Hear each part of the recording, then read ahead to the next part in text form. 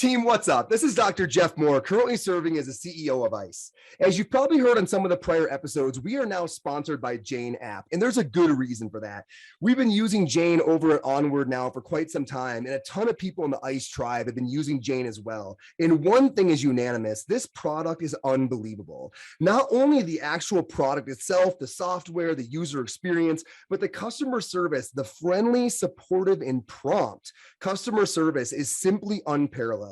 In a world of EMR where things can get a bit heavy, a bit clunky, and honestly a bit frustrating, Jane has brought to market such a fresh, fun software that we want to do everything we can to bring more and more people's attention to what it is they have to offer in this space.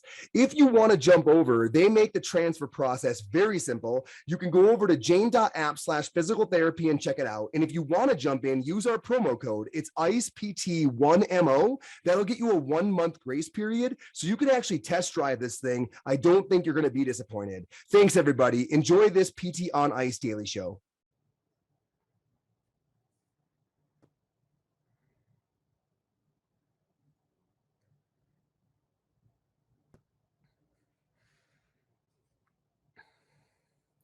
Good morning and welcome to the PT on Ice Daily Show. My name is Kelly Benfey and I will be your host this morning for Fitness Athlete Friday. And the title of this episode is going to be called When the Little Things Are Big Things.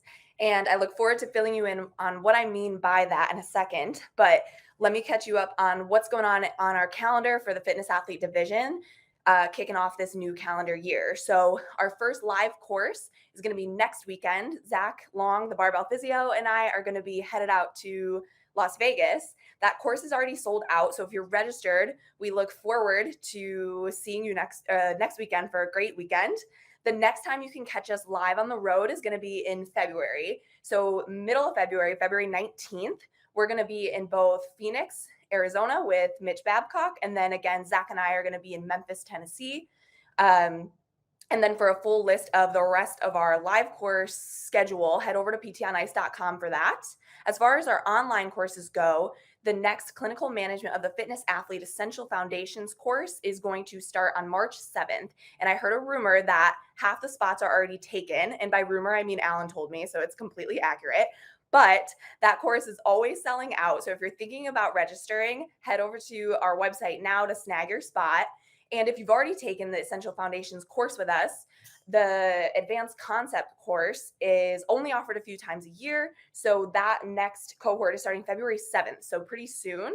For a full list of courses, check out when we're coming to your area next in the Fitness Athlete Division and outside of our division. Head over to that ptonice.com to get yourself registered. So let's get into our topic for the day. So when the little things are big things. If you've been following ICE for any amount of time now, you may have heard us have conversations surrounding the fact that we really value short-term changes in session when working with our clients. The debate in our profession is, well, should we be dealing with utilizing manual therapy, or because we have an understanding that it does result in some short-term changes. But here at ICE, we really value that because it does a couple things for us. It shows the value to the client of what we can offer. It shows us that we're on the right track, that we're addressing the issues we need and want to address. And it gets better buy-in, especially for our fitness athletes. It gets better buy-in in order to build the bike, which is a term we often use. So in as short words as possible, that's kind of what we mean by building the bike for our clients. We get that done through these short-term changes. But what I want to do for this morning's Fitness Athlete episode is add another perspective of why we value these short-term changes so much. The question I bring up is, well, what if we only have a short amount of time to work with our clients? Since it's Fitness Athlete Friday, I want to share with you a personal experience that I just had with competing in a CrossFit competition. To emphasize the importance of these short-term changes. If we only have a week before somebody needs to peak and compete to address an issue or injury, what are we going to be useless as a profession? We need to utilize these short-term rapid changes. So since it's Fitness Athlete Friday, let's talk a little bit about my CrossFit experience.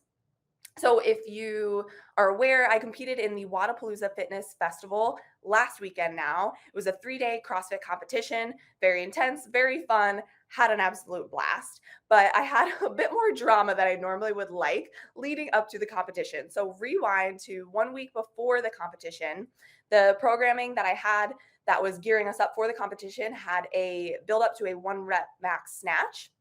And on my last attempt, I lost the bar behind me. And as I tried to catch the weight overhead, I felt my elbow crunch a little bit under the weight. I had some pretty immediate onset of pain.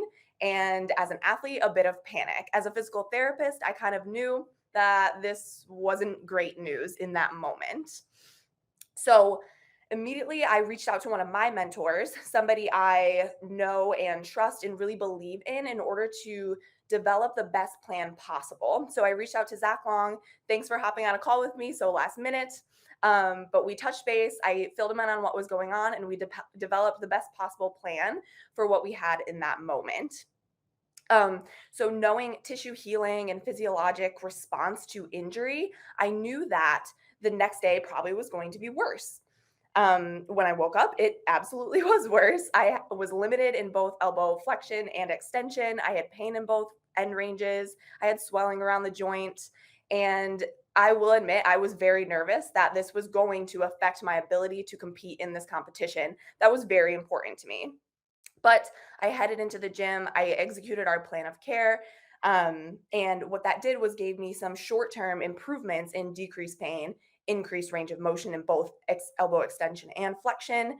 And then I did as much as I could of my programming without overloading the joint and the ligaments surrounding the elbow. So I did as much as I possibly could. Those changes in range of motion and pain were obviously short term, but it allowed me to be a little more aggressive in the gym without, while still protecting that area, of course. And so the next morning, same kind of thing. I woke up with decreased range of motion, increased pain overnight. And I went into my clinic again. I did some dry needling. Part of the plan of care was to do some banded joint mobilizations. And then it was basically a big pump sesh. So a lot of bicep curls, tricep extension, wrist flexion extension, pronation, basically anything through a pain-free range of motion to engage the muscles surrounding that joint to help flush in and out all that inflammation and chemical irritants from the area. And that resulted again in increased range of motion, decreased pain for that temporary time. So the day before, I tried to front rack a barbell because I just wanted to see where I was at. I could not front rack a barbell because of pain. But the next day, so this was 2 days after the injury, I was able to front rack the barbell after doing those interventions that we outlined in my plan of care.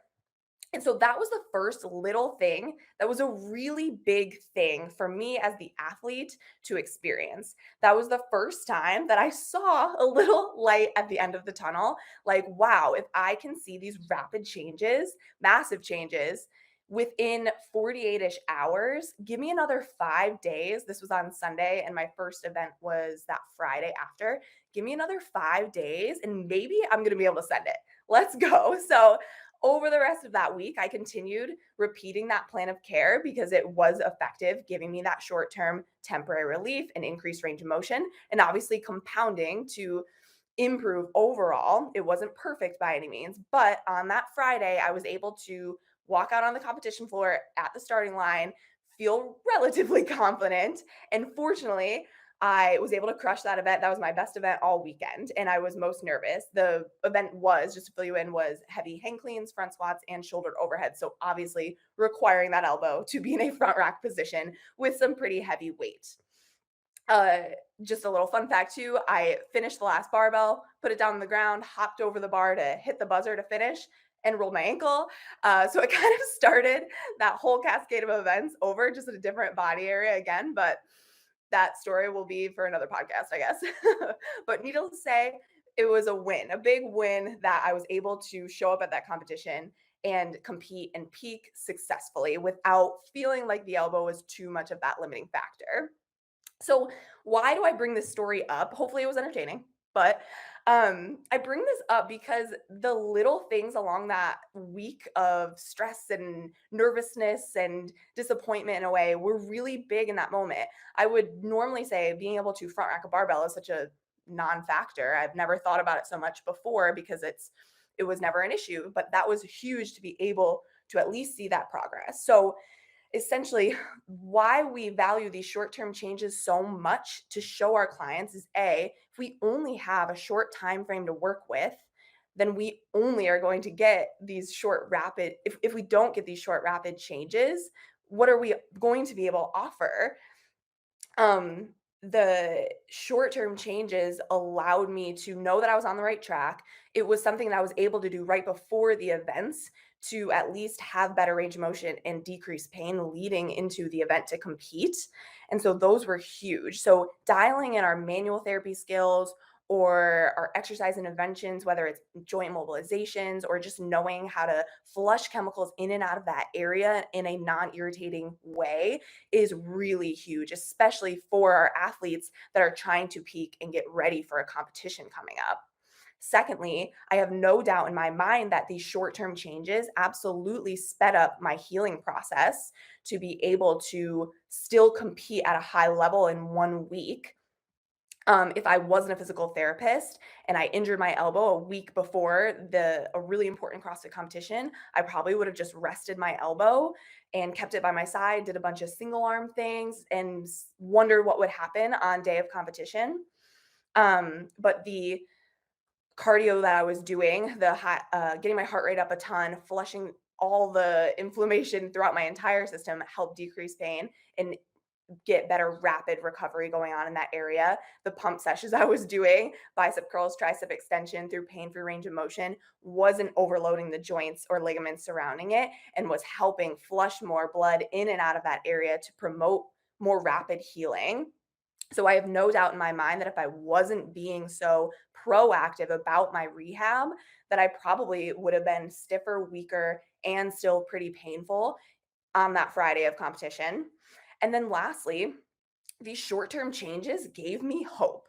Like, you know me, I 100% believe in this profession, but I was really nervous. It was pretty bad that first day after injury, and I was like, the hope that I could front rack within 2 days was massive to my, like, athlete psyche to be able to still visualize that I was going to be able to compete and compete well.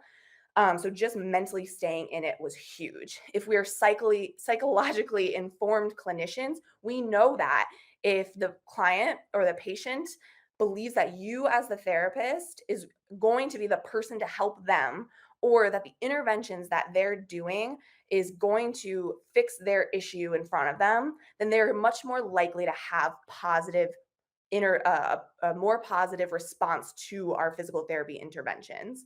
So those short-term changes again are going to be massive to show and prove that we're on the right direction and have faith in that process. So I've never been more thankful to be a physical therapist than this past week, I think. I smoked my own dope, as you've heard that hashtag before, probably, and was able to still compete really well in that competition, given how limited I was 1 week prior. And so I've never been more thankful for this profession and the value that we can offer. I'm so thankful for everybody that helped me along the way. So big shout out to Zach Long for hopping on that call with me in such a panicked state. All the other clinicians in ICE and onward that either gave me words of encouragement or suggestions on what to do and how to manage it as best as possible. Thank you so much. Thank you to Paul Caloran at I Dry Needle for the I Dry Needling tips throughout the weekend. And all of you who had shown so much support over my weekend and leading up to it. I'm so thankful. There were plenty of times where I really wasn't sure if I was going to have to pull out of the competition or not. So thank you so much for your support. I felt it and it really helped me get through that weekend. So just wanted to hop on here to say that as well. So I'd love to hear your thoughts and have conversations surrounding this. If you have any success stories in your own competitions as an athlete or with your clients, feel free to share them. Tag me in the comments. But let me know what you all think about that. Other than that, have a wonderful Friday and weekend. We'll be back with our PT on Ice daily show on Monday, and we'll catch you then. Take care. Hey, thanks for tuning in to the PT on Ice Daily Show. If you enjoyed this content, head on over to iTunes and leave us a review. And be sure to check us out on Facebook and Instagram at the Institute of Clinical Excellence. If you're interested in getting plugged into more ICE content on a weekly basis while earning CEUs from home, check out our virtual ICE online mentorship program at ptonice.com. While you're there, sign up for our Hump Day Hustling newsletter for a free email every Wednesday morning with our top 5 research articles and social media posts that we think are worth reading. Head over to ptonice.com and scroll to the bottom of the page to sign up.